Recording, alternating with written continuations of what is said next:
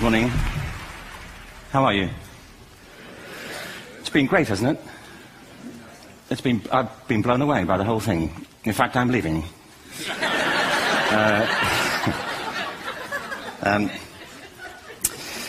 There have been three themes, haven't there, running through the conference, which are relevant to what I want to talk about. One is the extraordinary evidence of human creativity in all of the presentations that we've had and in all the people here.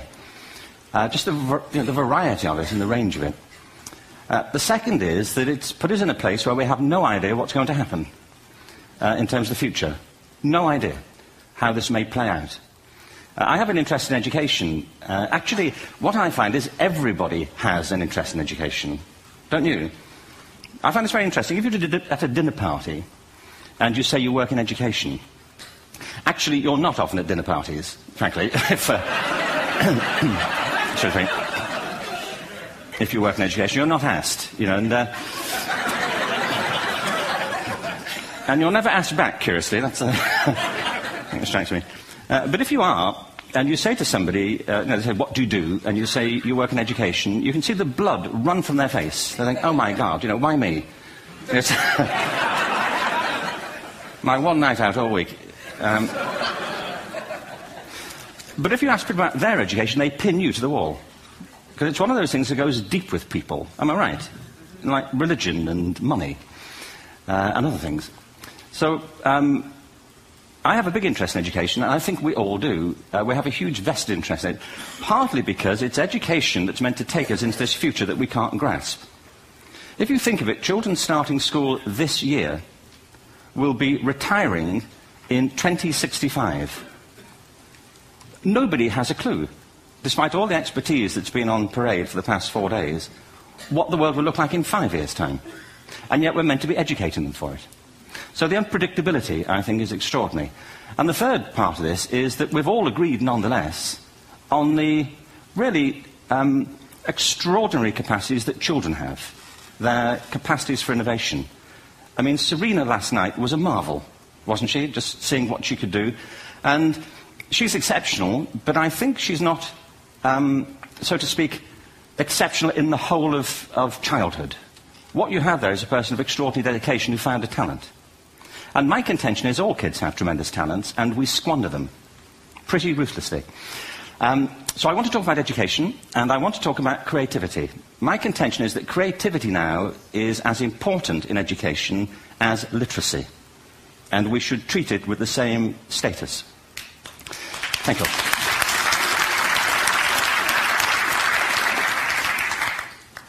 That was it, by the way. Thank you very much.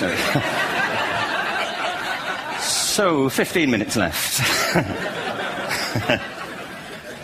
Well, I was born... No, I had a great story recently, I love telling it, of a little girl who was in a drawing lesson. She was 6, and she was at the back drawing, and the teacher said, this little girl hardly ever paid attention. And in this drawing lesson, she did. And the teacher was fascinated. She went over to her and she said, what are you drawing? And the girl said, I'm drawing a picture of God. And the teacher said, but nobody knows what God looks like. And the girl said, they will in a minute.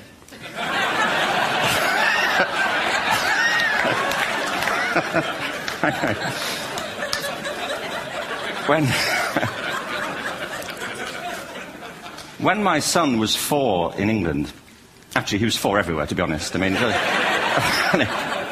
if we're being strict about it, wherever he went, he was 4 that year. But he was in the Nativity play. Do you remember the story? No, it was big. It was a big story. Mel Gibson did the sequel. You may have seen it. I don't know. It was Nativity 2. But James got the part of Joseph, which we were thrilled about. We consider this to be one of the lead parts. We had the place crammed full of agents and T-shirts, you know. James Robinson is Joseph. He didn't have to speak, but do you know the bit where the 3 kings come in? They come in bearing gifts, and they bring gold, frankincense, and myrrh. This really happened. We're sitting there, and they, I think, just went out of sequence. Because we talked to the little boy afterwards and said, you know, are you okay with that? And they said, yeah, why was that wrong? They just switched. I think that was it. Anyway, the 3 boys came in, little 4-year-olds with tea towels on their heads, and they put these boxes down. The first boy said, I bring you gold. And the second boy said, I bring you myrrh. And the third boy said, Frank sent this.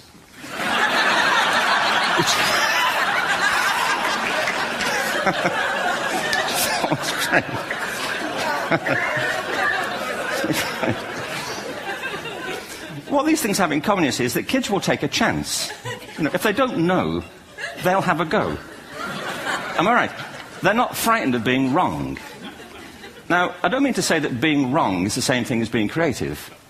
What we do know is, if you're not prepared to be wrong, you'll never come up with anything original. If you're not prepared to be wrong. And by the time they get to be adults, most kids have lost that capacity. They have become frightened of being wrong. And we run our companies this, by the way. We stigmatize mistakes. And we're now running national education systems where mistakes are the worst thing you can make. And the result is that we are educating people out of their creative capacities. Picasso once said this. He said that all children are born artists. The problem is to remain an artist as we grow up. I believe this passionately, that we don't grow into creativity, we grow out of it. Or rather, we get educated out of it. So why is this? I lived in Stratford-on-Avon until about 5 years ago. In fact, we moved from Stratford to Los Angeles. So you can imagine what a seamless transition, this was from LA. Actually, we lived in a place called Snitterfield, just outside Stratford, which is where Shakespeare's father was born. Are you struck by a new thought? I was. You don't think of Shakespeare having a father, do you? Do you? Because you don't think of Shakespeare being a child. Do you? Shakespeare being 7. I never thought of it. I mean, he was 7 at some point. He was in somebody's English class, wasn't he? Do you understand? Really? How annoying would that be?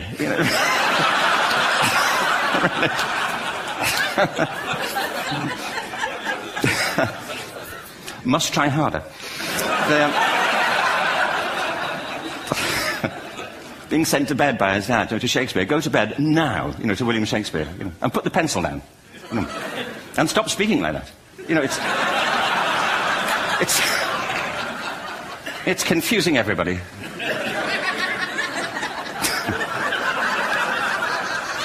Anyway,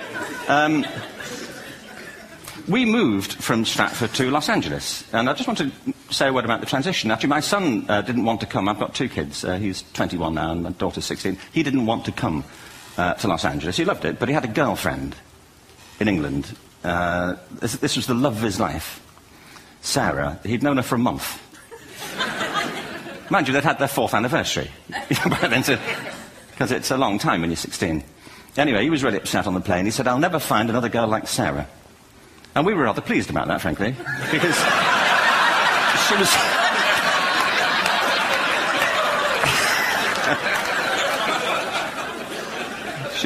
she was the main reason we were leaving the country.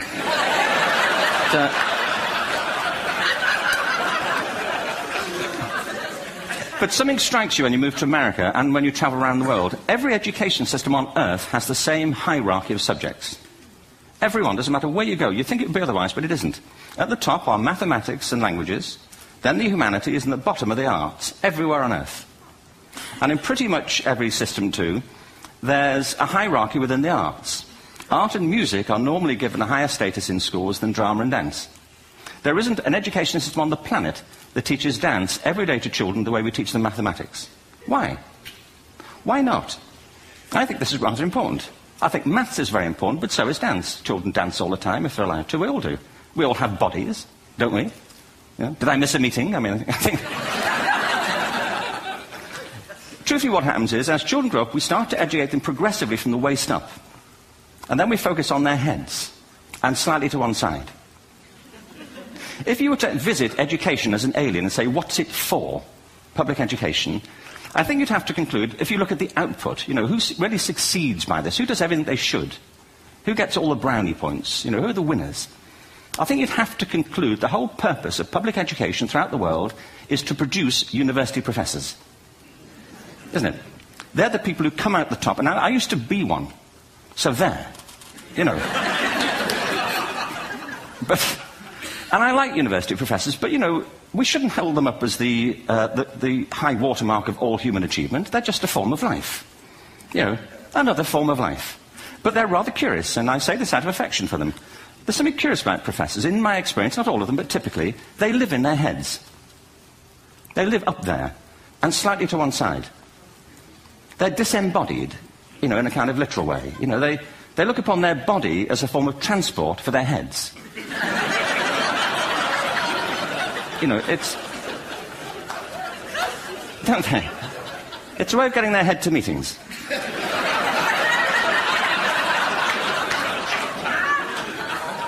If you want real evidence of out-of-body experiences, by the way, get yourself along to a residential conference for senior academics and pop into the discotheque on the final night. And there you will see it. Grown men and women writhing uncontrollably off the beat. Waiting to end so they can go home and write a paper about it. Now, our education system is predicated on the idea of academic ability. And there's a reason. The whole system was invented around the world. There were no public systems of education really before the 19th century. They all came into being to meet the needs of industrialism. So the hierarchy is rooted on two ideas. Number one, that the most useful subjects for work are at the top. So you were probably steered benignly away from things at school when you were a kid, things you liked, on the grounds you would never get a job doing that. Is that right? Don't do music, you're not going to be a musician. Don't do art, you won't be an artist. Benign advice. Now, profoundly mistaken.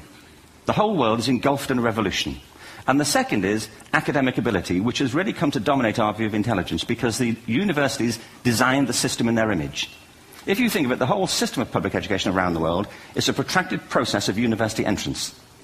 And the consequence is that many highly talented, brilliant, creative people think they're not. Because the thing they were good at school wasn't valued or was actually stigmatized. And I think we can't afford to go on that way. In the next 30 years, according to UNESCO, more people worldwide will be graduating through education than since the beginning of history. More people. And it's the combination of all the things we've talked about, technology and its transformational effect on work, and demography and the huge explosion in population. Suddenly, degrees aren't worth anything. Isn't that true? When I was a student, if you had a degree, you had a job. If you didn't have a job, it's because you didn't want one. And I didn't want one, frankly, so... but now, kids with degrees are often heading home to carry on playing video games. Because you need an MA, where the previous job required a BA, and now you need a PhD for the other. It's a process of academic inflation, and it indicates the whole structure of education is shifting beneath our feet. We need to radically rethink our view of intelligence. We know three things about intelligence. One, it's diverse. We think about the world in all the ways that we experience it. We think visually, we think in sound, we think kinesthetically, we think in abstract terms, we think in movement. Secondly, intelligence is dynamic. If you look at the interactions of a human brain, as we heard yesterday from a number of presentations, intelligence is wonderfully interactive. The brain isn't divided into compartments. In fact, creativity, which I define as the process of having original ideas that have value, more often than not, comes about through the interaction of different disciplinary ways of seeing things. The brain is intentionally... By the way, there's a shaft of nerves that joins the two halves of the brain called the corpus callosum. It's thicker in women. Following on from Helen yesterday, I think this is probably why women are better at multitasking. Because you are. Aren't you? There's a raft of research, but I know it from my personal life. If my wife is cooking a meal at home, which is not often, thankfully, but, if she's doing... she's good at some things. But if she's cooking, she's dealing with people on the phone, she's talking to the kids, she's painting the ceiling, she's doing open heart surgery over here. If I'm cooking, the door is shut, the kids are out, the phone's on the hook. If she comes in, I get annoyed. I say, Terry, please, I'm trying to fry an egg in here.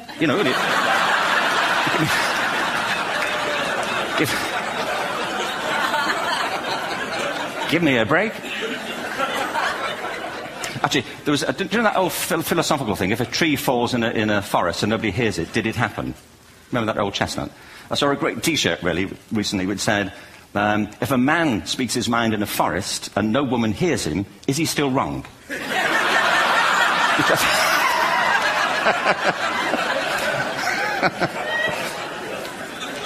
And the third thing about intelligence is it's distinct. I'm doing a new book at the moment called Epiphany, which is based on a series of interviews with people about how they discovered their talent. I'm fascinated about how people got to be there. It's really prompted by a conversation I had with a wonderful woman who most people have never heard of. She's called Gillian Lynn. Have you heard of her? Some have. She's a choreographer, and everybody knows her work. She did Cats. and Phantom of the Opera. She's wonderful. I used to be on the board of the Royal Ballet in England, as you can see. And anyway, Jill and I had lunch one day. I said, how'd you get to be a dancer? And she said it was interesting. When she was at school, she was really hopeless. And the school in the 30s wrote to her parents and said, we think Gillian has a learning disorder. She couldn't concentrate, she was fidgeting. I think now they'd say she had ADHD. Wouldn't you? But this was the 1930s, and ADHD hadn't been invented, you know, at this point, so it wasn't an available condition. You know, people weren't aware they could have that. Anyway, she went to see this specialist. So this oak-panelled room, and she was there with her mother, and she was led and sat on this chair at the end, and she sat on her hands for 20 minutes while this man talked to her mother about all the problems Gillian was having at school. And at the end of it, because she was disturbing people, her homework was always late and so on, little kid of 8, in the end, the doctor went and sat next to Gillian and said, Gillian, I've listened to all these things that your mother's told me. I need to speak to her privately. So he said, wait here, we'll be back. We won't be very long. And they went and left her. But as they went out the room, he turned on the radio that was sitting on his desk. And when they got out the room, he said to her mother, just stand and watch her. And the minute they left the room, she said she was on her feet, moving to the music. And they watched for a few minutes, and he turned to her mother, and he said, you know, Mrs. Lynn, Gillian isn't sick. She's a dancer. Take her to a dance school. I said, what happened? Said she did. I can't tell you how wonderful it was. We walked in this room, and it was full of people like me. People who couldn't sit still. People who had to move to think. Who had to move to think. They did ballet, they did tap, they did jazz, they did modern, they did contemporary. She was eventually auditioned for the Royal Ballet School. She became a soloist. She had a wonderful career at the Royal Ballet. She eventually graduated from the Royal Ballet School, found her own company, the Gillian Dance Company, met Andrew Lloyd Webber. She's been responsible for some of the most successful musical theatre productions in history. She's given pleasure to millions, and she's a multi-millionaire. Somebody else might have put her on medication and told her to calm down. Now, I think...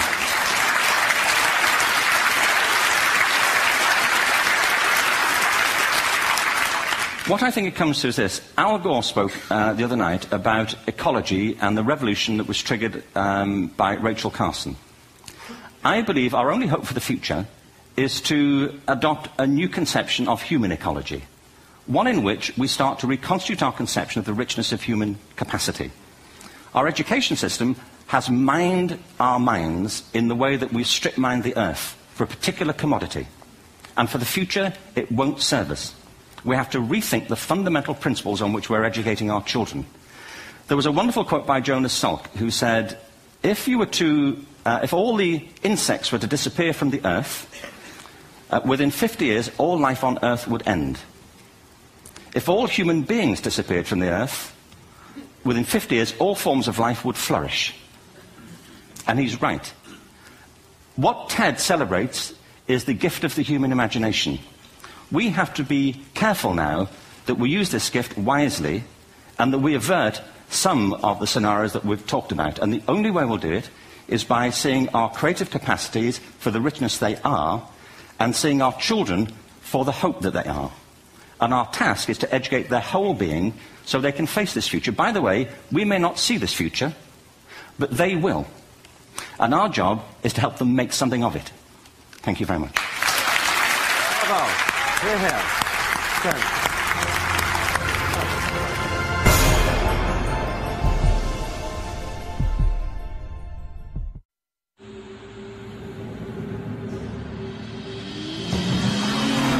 It's a sports car, yet a sedan. Powerful, yet fuel efficient. Modern, yet timeless. Introducing the new BMW 3 Series, our most advanced 3 yet.